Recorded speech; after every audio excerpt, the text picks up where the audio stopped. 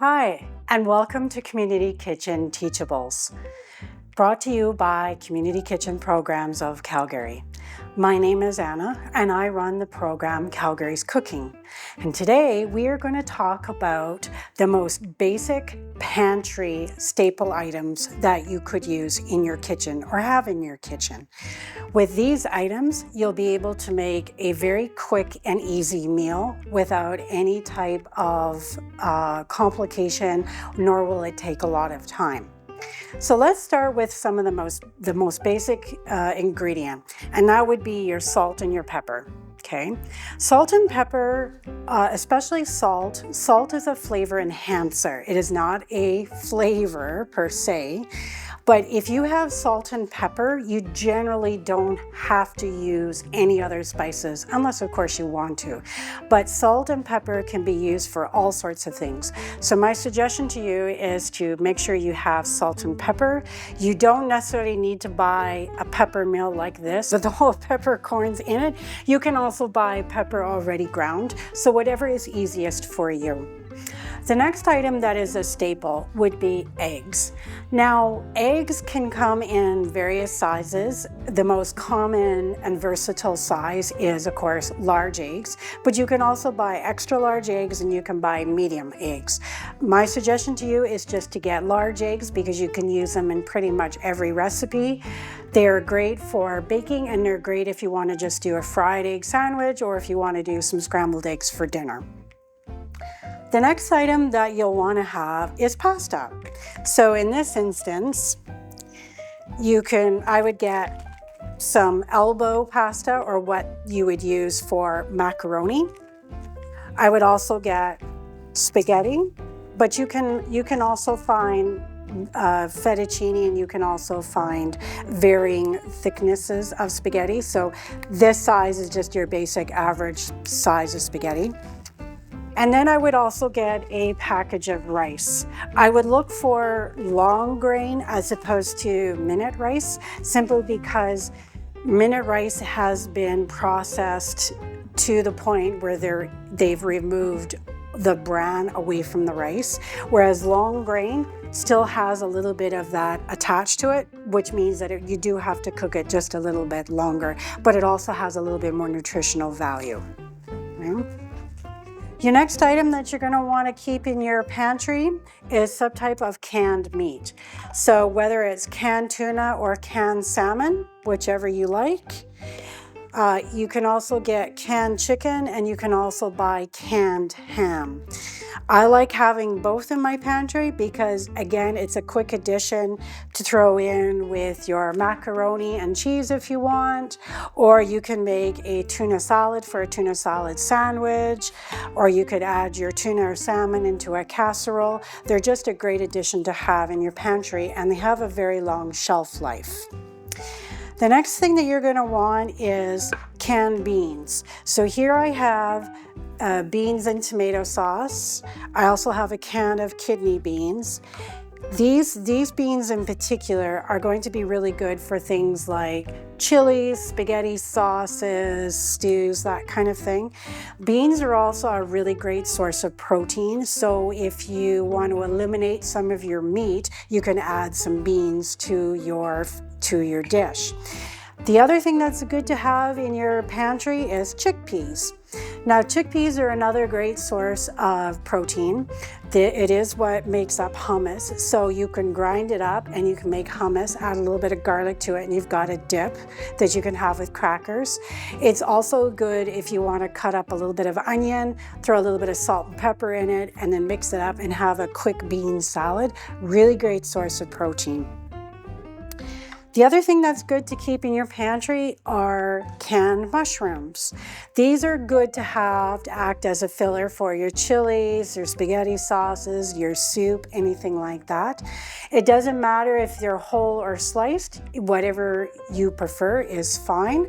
I would try to look for canned mushrooms that either have low sodium or no sodium, so that would be salt. So try to get them salt-free if possible. Another thing to have, diced tomatoes. So I do get asked a lot, Well, if a recipe calls for diced tomatoes and I only have crushed tomatoes, can I still use your crushed tomatoes? Absolutely. The only difference between the diced tomato and the crushed tomato is a diced tomato has been cut smaller. Whole tomato or crushed tomato, they're usually bigger pieces. So if you want, you can open it up and cut it down if you like. Some people like to leave them whole, or some people just like to use diced tomatoes for everything. Whatever you prefer is completely up to you. Diced tomatoes are good. Again, they're a main ingredient for things like chilies and for spaghetti sauces, but they're also great to add in a casserole, so you get some vegetables in your casserole.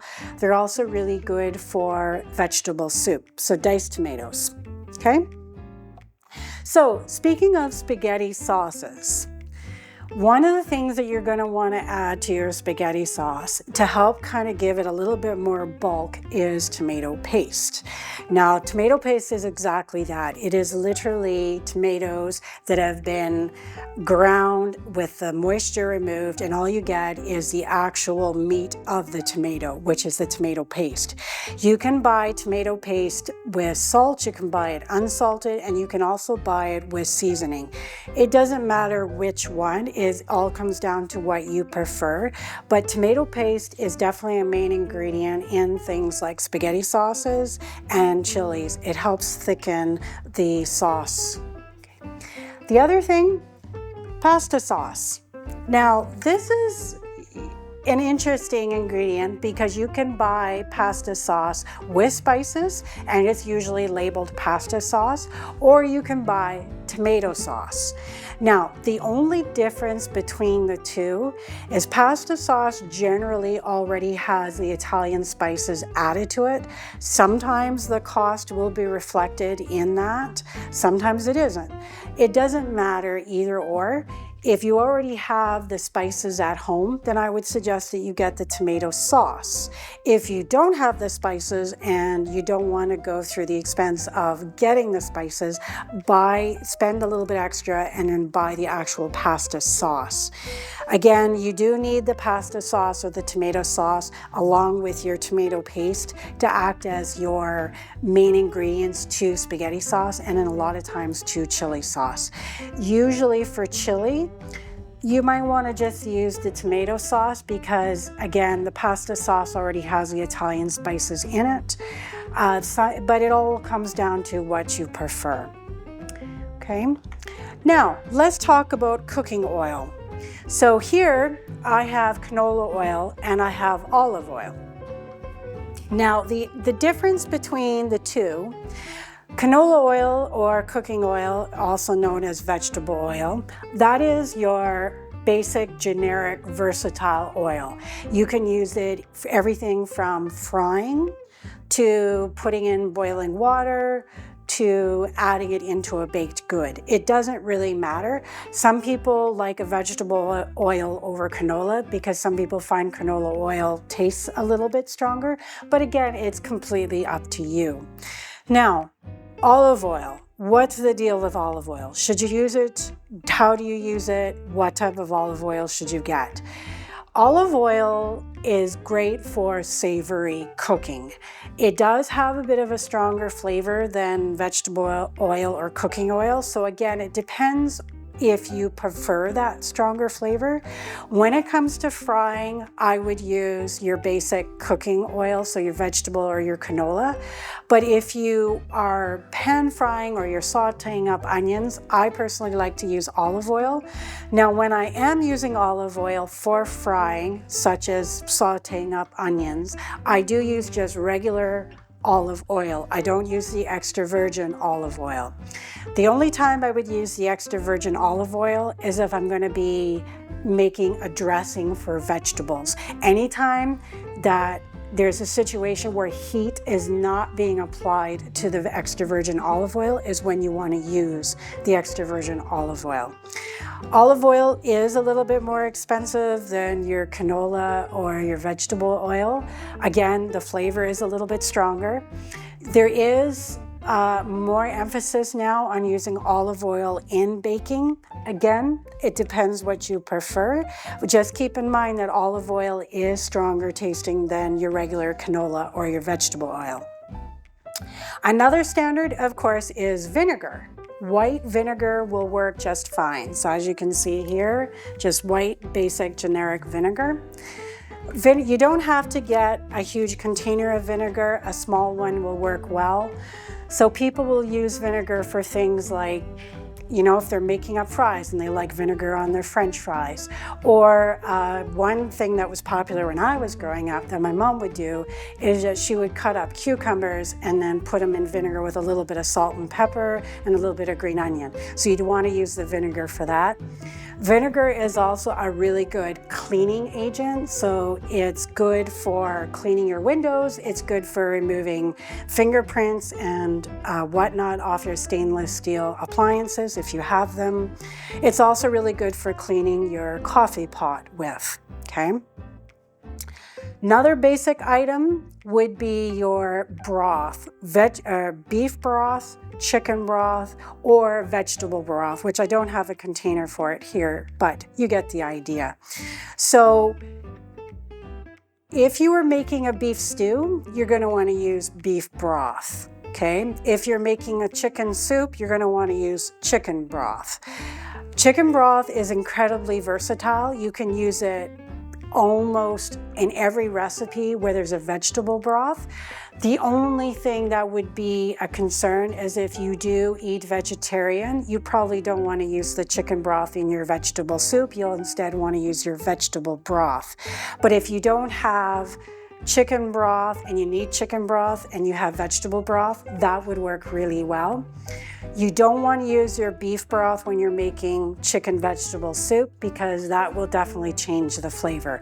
So beef broth is really good for things like beef-based recipes, i.e. stews or the like, all right?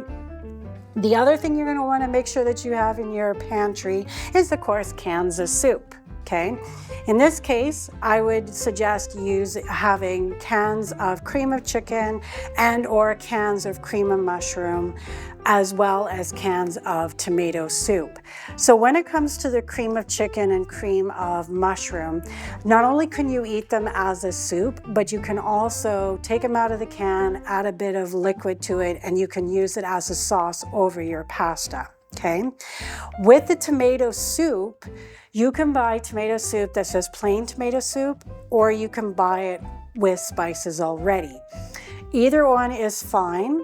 Just keep in mind that if you are buying it with the spices, you probably will spend a little bit more. Or if you already have the spices at home, you can add the spices to the tomato soup as you're heating it up. Now you might ask, well, why would I add spices to the tomato soup?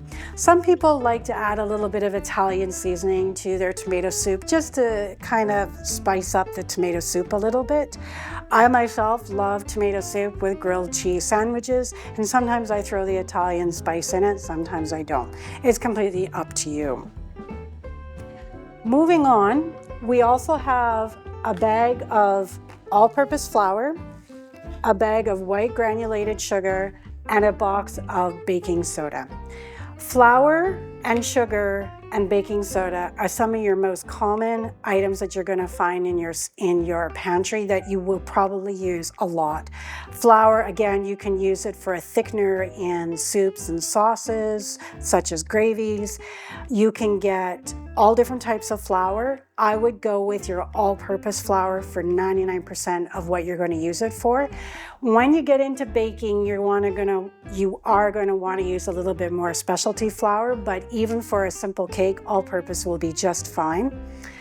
This is the white granulated sugar. Again, you might need it for things like tomato sauces, spaghetti sauce. Some people do like to put it in their chilies, whatever. White sugar will work just fine for that. Some people like it in their coffee or tea. That works fine. Baking soda. Baking soda has a lot of applications.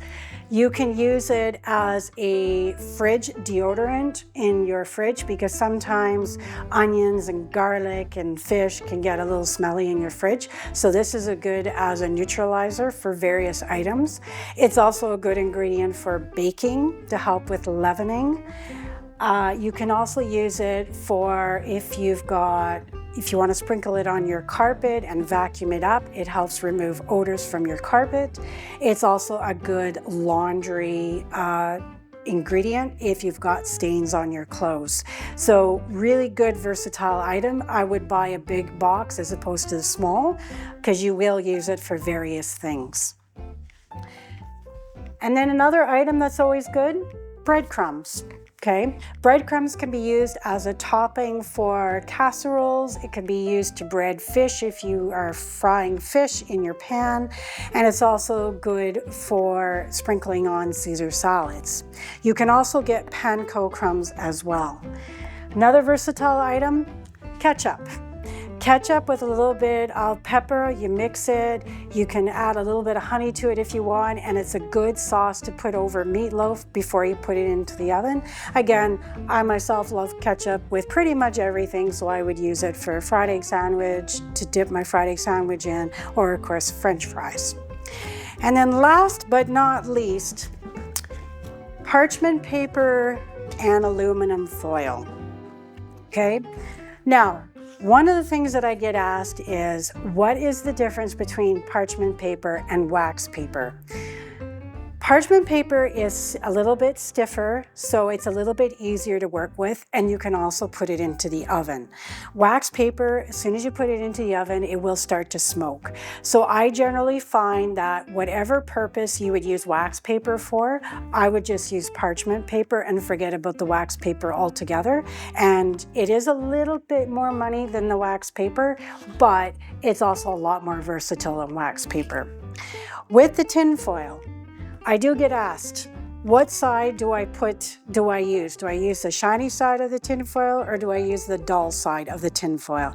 It doesn't matter. It doesn't matter whatsoever. So what tin foil is good for things like wrapping items and putting it on your barbecue, lining your baking pan with.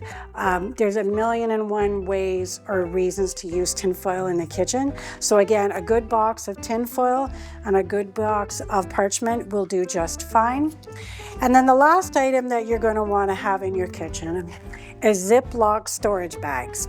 This box in particular is large. I find if I have 3 different sizes, small, medium, and large, these are really good for storing anything from soups, sauces, spaghetti sauces, chilies. You can store it in a Ziploc and then you can freeze it flat in your freezer and it takes up a lot less room.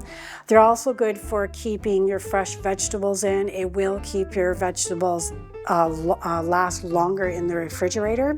And of course things like storage of nuts or storage of dry rice or pasta in your pantry. So a really good set of Ziploc bags, small, medium, and large, will work really well in your kitchen. That concludes this episode of the most basic pantry food items to have in your kitchen. Thanks very much for spending your time with me and have yourself a great day.